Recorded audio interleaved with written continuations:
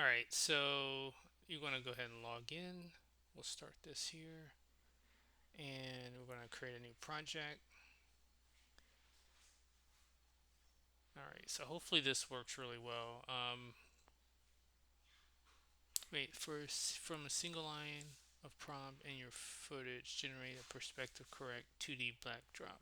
So this is really important. Normally, I would normally do this in Photoshop, but now that they have this feature here, this could be pretty useful actually. So what I'll do, I'll go ahead and upload the footage.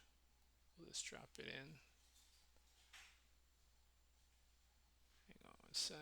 Let me move this over. Oh no, it's trying to save it. That's kind of odd. Give me one second. Let me this. Yeah, there we go. All right, I'm gonna move this over here. So we'll drag this in,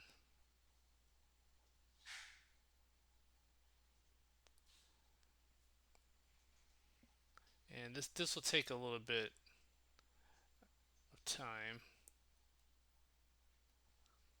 Okay, so you'll see that it's broken up into different passes. It was actually pretty fast, to be honest.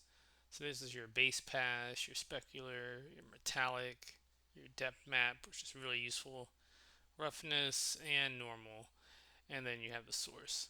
So it will generate the full shot. This will rotoscope it, and then if you want to change the background, which we'll do, you can do that as well. It's pretty fast actually, but yeah, let's go through this. So it's loading the footage. All right, so this says there's 34 minutes, so I guess this was a kind of a lot of this was a lot of frames. So we'll just let it do its thing for the next 34 minutes.